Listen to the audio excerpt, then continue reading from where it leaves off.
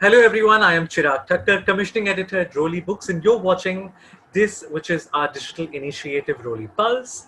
Remember to subscribe to Roli Books on YouTube, Facebook, Twitter, and Instagram. Given below this video are links to all our social media handles to subscribe to our newsletter as well. Let me welcome our guest for today, Ayaan Ali Bangash, who's going to be in conversation with Lakshmi Subramanian. Ayaan is one of India's finest Sarod players, along with his brother Amaan. Their work in music rests upon a legacy of 7 generations and includes their revered father and grandfather, Ustad Amjad Ali Khan and Ustad Hafiz Ali Khan. They represent the 7th generation of this musical heritage as sons and disciples of the Sarod icon Amjad Ali Khan. We at Roli Books have published their families' biographies with titles such as My Father, A Fraternity.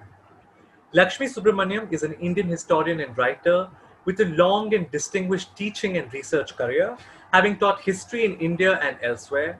Her work in the fields of maritime history and the social history of music is widely recognized. She is professor at the Humanities and Social Sciences Department at BITS Pilani, Goa.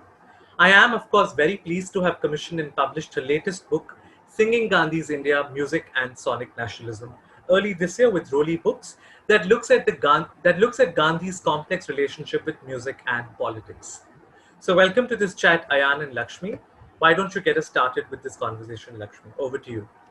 Good evening and welcome to Roli Pulse, brought to you by Roli Books. I can't say how delighted I am to be able to have this conversation with Ayaan Ali Bangash,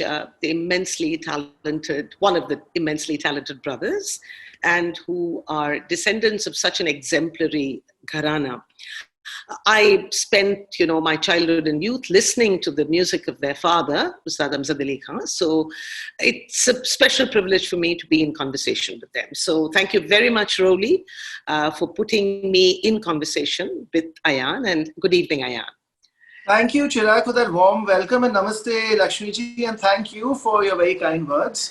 I'm so looking forward to speaking with you for this session. I'm also immensely looking forward to this conversation. So let me just start by asking you, Ayaan, what the musical experience has been for you. When did you start? How was the teaching done? What was it like to be part of such a special family that goes back in history and that has had such an immensely important influence in the development of instrumental music in 20th century India? What was it like to be part of this family? What was it like to learn with your father? What was the musical experience like? Well, I think when you're born in the middle of the ocean, you have no choice but to swim, and that's pretty much what happened. I think the most important point was that music at home was not looked at as something outside the box. It was not looked at as a profession. It was looked at as a way of life. So that's why even as kids, it was part of our life. It was something very normal, like we were eating or sleeping or, doing all kinds of things. Music was just, a part of life. And before I knew it, I was already playing. But obviously the magnitude of the responsibility and all those things obviously hits you as you grow older. But when you're much younger, obviously, it was something I loved doing. I have to say that initially, obviously, all kids are built a certain way. But I think I always was very clear that this is what I want to do. That I was very clear about. I was passionate about this. But obviously, as I grew older, I realized that it's not all about just, being the son or being a part of a legacy, because you're as good as your last concert. And you are up there on stage and you have those moments only to constantly, I won't like to say keep proving yourself, but constantly you have to deliver, because end of the day, and even now the times we are in, because everyone has access to everyone's content. So it's not that you are really doing something, special, which no one knows of or anything.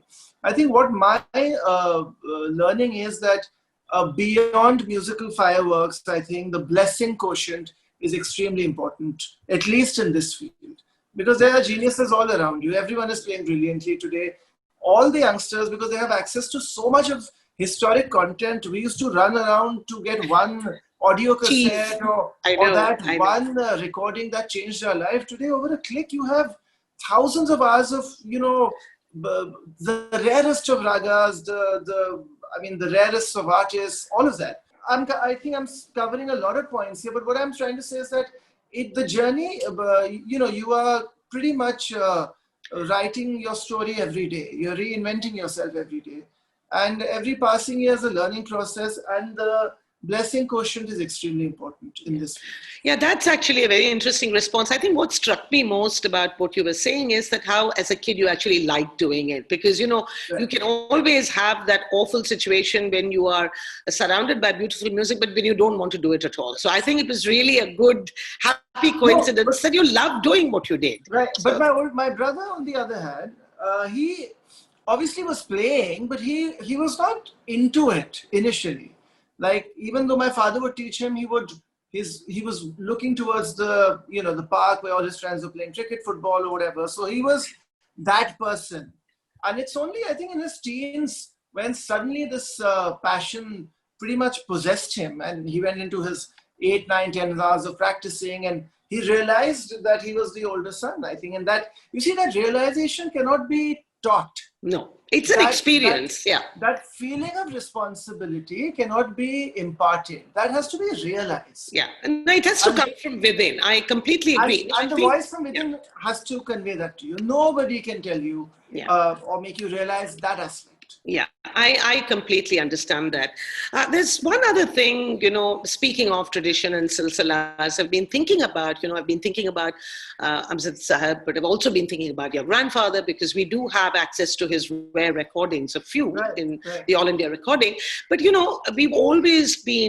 grew up with this mythology. And quite true that both Hafiz Ali Khan Sahib and Ustad Amjad Ali Khan brought something new every time they played, right? They had this idea of introducing some kind of innovation in the way in which they developed their own imagination and in which they continued the silsila. How do you and your brother see yourself in this process? You are creative artists on your own right.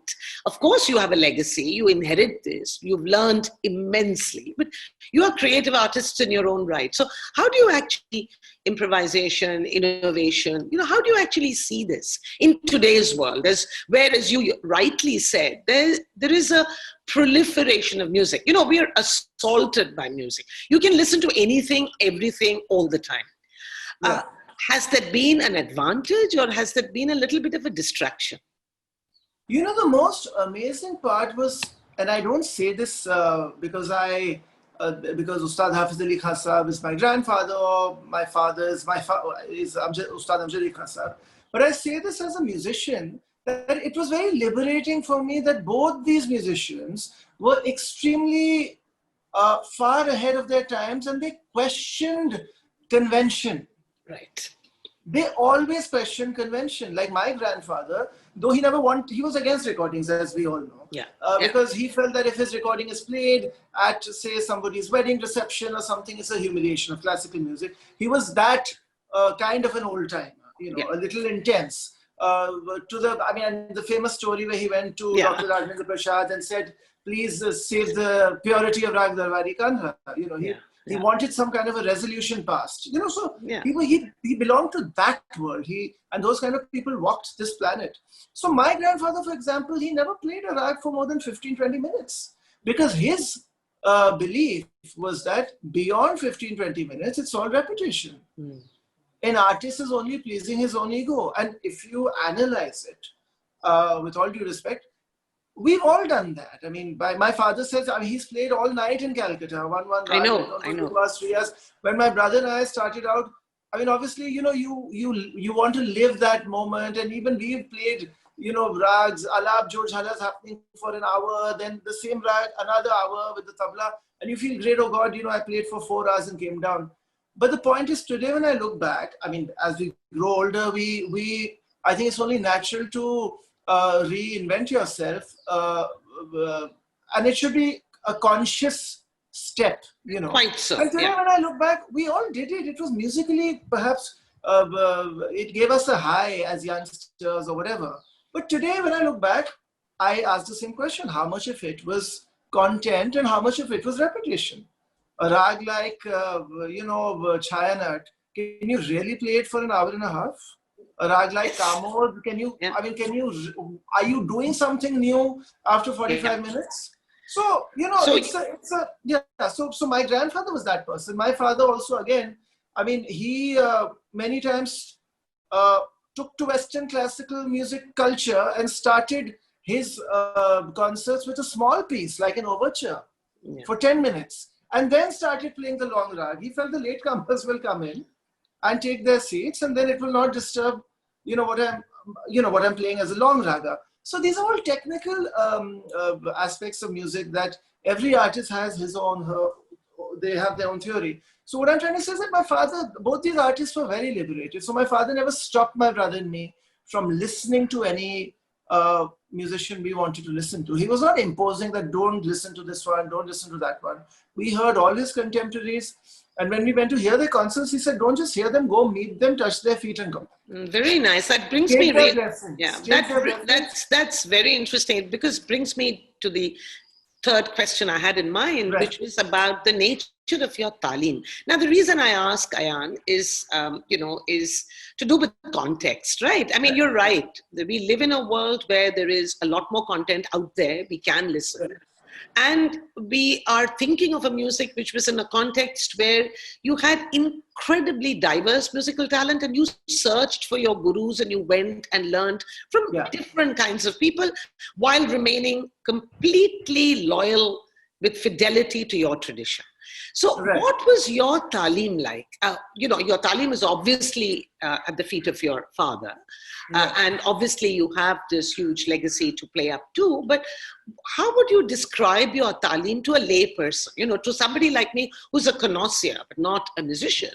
How would you describe your practice? How would you describe your talim? I think a lot of it was self-realization. I think that was thought first. To start with, I mean, I know maybe there's no connection to many about this logic, but it was always that, don't be a great musician, but be respectful to people around you. Be respectful to artists around you. If you're starting a performance, you see a senior artist take ijazat before starting. Today, it's very easy for a youngster to perhaps ridicule all these aspects of culture. Yeah. But you cannot just overnight say, does it make you a greater musician? Maybe not, but you cannot do away with these, what I was talking about, the blessing quotient. Yeah. Today, when we look around, there are a lot of geniuses who perhaps, I won't say are not known, but they couldn't connect with the audience. Not because they were not great artists, but something was missing, and logically, the blessing quotient. Yeah. So anyway, coming back, my training or my brother's training was not different from what my father was teaching his students. Okay.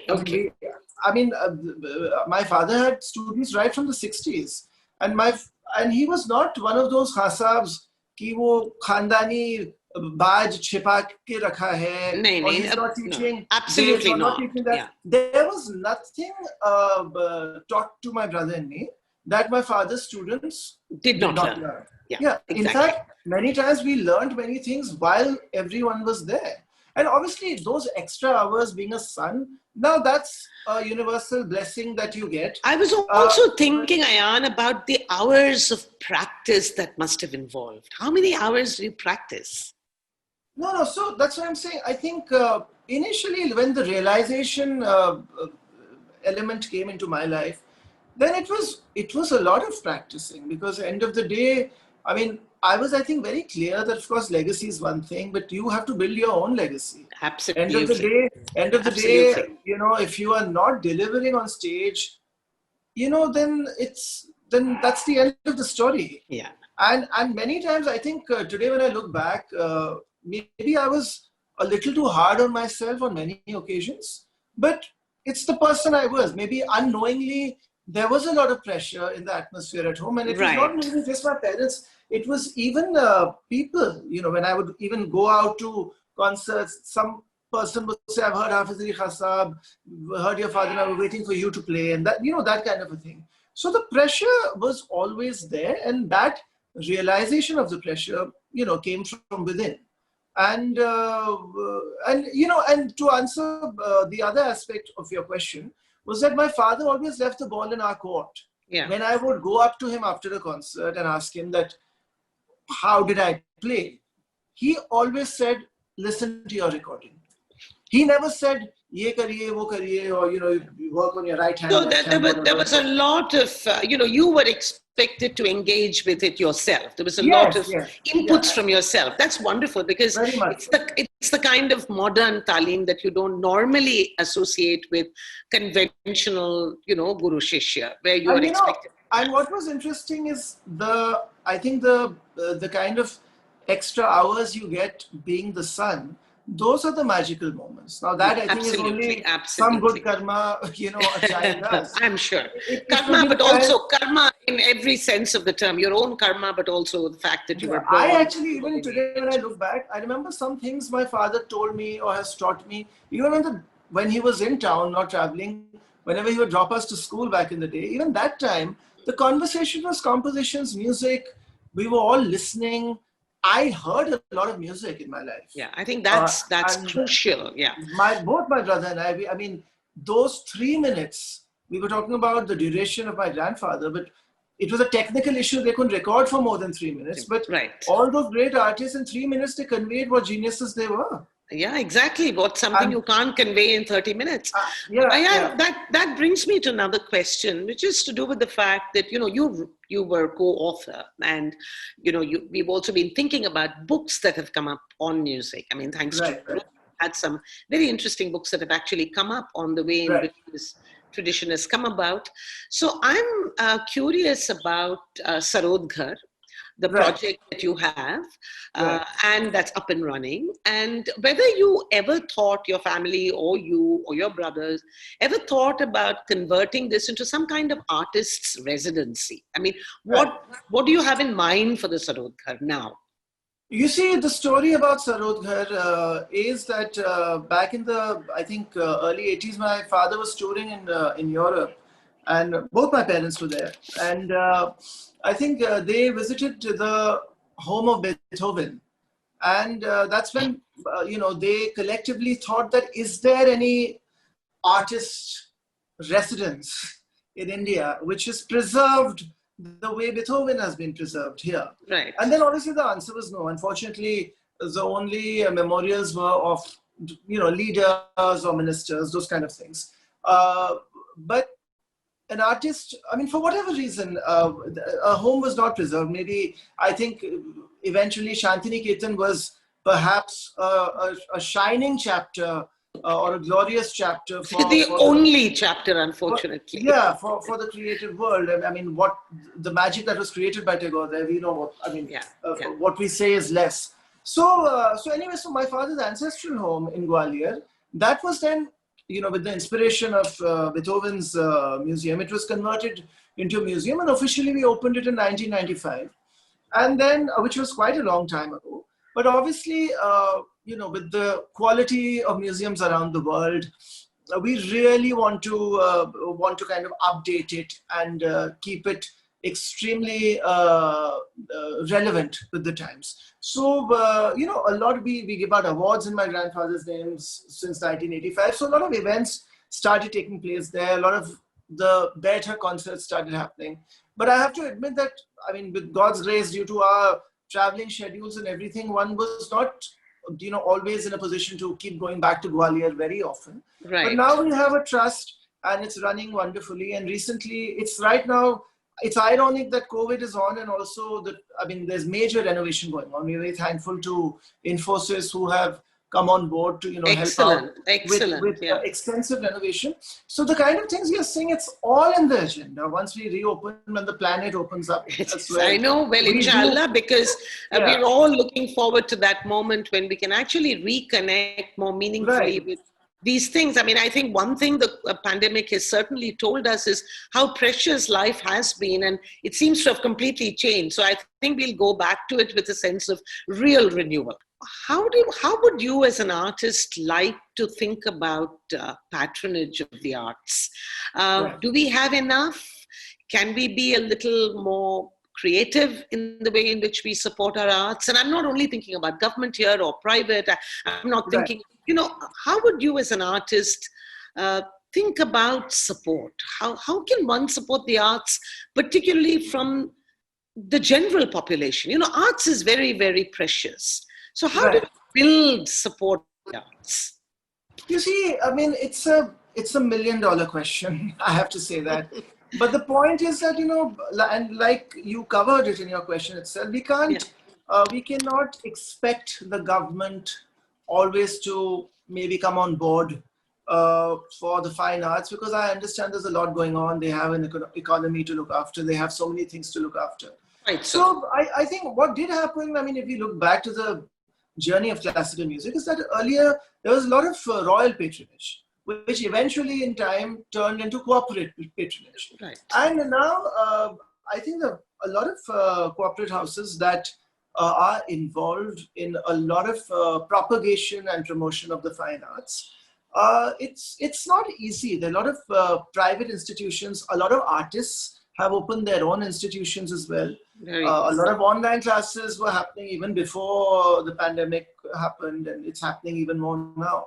So, I mean, I think it's really difficult for me to analyze how things can be done in a better manner, because I think already a lot of people are doing their best. Okay. I mean, I think that's so. good. Because, That's an optimistic note. I don't think in the next few hundred years we have to worry about the art form.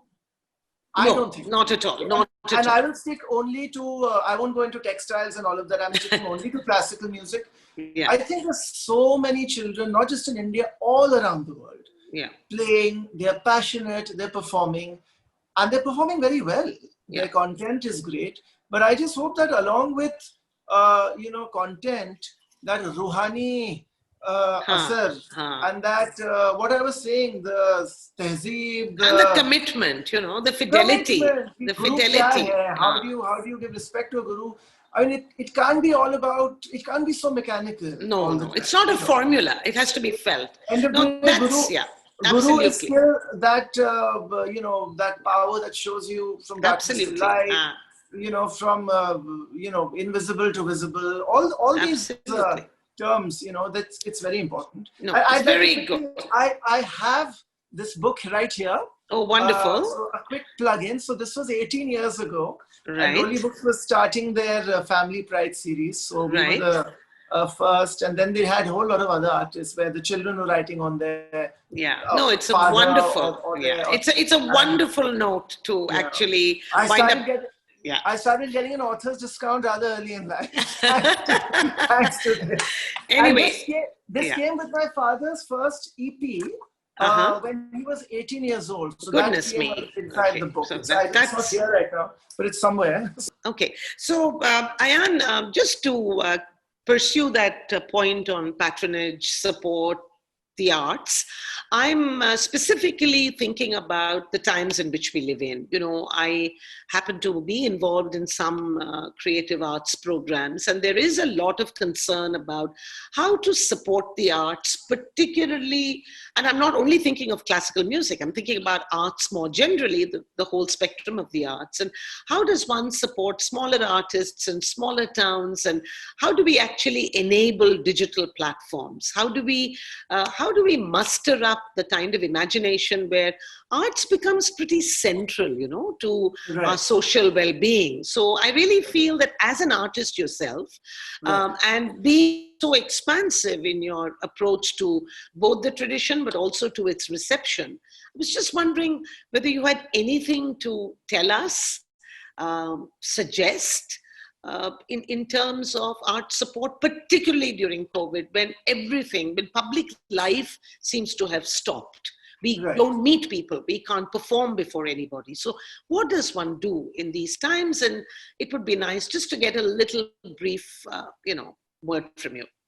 Well, you see, these are trying times. I mean, it's a historic time. I mean, after 100 years to experience something of this nature. It's like all industries. I think even the music industry has been hit in a very big way. And obviously, no events are happening now. And even if they're happening, it's happening in the West. I think they've started doing a few concerts in Europe and stuff, where, you know, they have people sitting distantly inside the auditorium, or many people are doing these online things. You see, end of the day, music is something that gives you solace. I get it. But, you know, there's a bitter reality that not just the arts, but the artists have been hit in a very big way as well. I mean, the stories, very sad stories I've heard about artists in Bengal and also in Maharashtra, where in order to make their ends meet, you know, unfortunately, they've actually had to, you know, do all kinds of things. You know, Absolutely. It's a sad reality. You see, when things just suddenly took shape in March, I think what did start happening is that a lot of people just started going online and doing these live performances, which was okay because it's obviously music, and I said it gives solace, I get it. But at the end of the day, in the long term, I think it was important to give it a more structural shape where there is some kind of a sponsorship involved or a corporate house involved, so that even the artist can benefit. Absolutely. I mean, end of the day, I mean, artists also have to survive. Absolutely. I mean, I read a very frightening story in The Guardian recently that there are thousands of musicians right now in UK itself. So that's why I'm even worried to think about India. Absolutely. In UK itself, who have they've taken on to some other profession. Absolutely. Because I mean, it was such, it hit them so hard that they had no choice but to just switch jobs or professions. So at whatever given point of time they were in their life. So that's why I think we need more corporate houses or companies or platforms where, along with providing you know, music to the ears, literally, we need to also look after the situation of artists. I know there are many artists who have formed groups in order to help other artists. I don't know if the government has a scheme of that nature, but I think we would need more private platforms or private companies to come on board and do something I think we really need to think together collectively. We're all stakeholders to this tradition. So I really thank you, Ayaan, for this conversation, for helping us think of a few issues. Thank you very, very much. It was a pleasure. It was such a pleasure. Went on, we could go on, but thank you very, very much. Thank you. And I look forward to meeting you organically when the That's right, in person. When the world heals. In person. Thank you very much. Thank you. Namaste. Thank you. Yeah. Well, thank you for joining us for this discussion. Follow Roli Books on YouTube, Facebook, Twitter, and Instagram for more updates. So I sign off with that.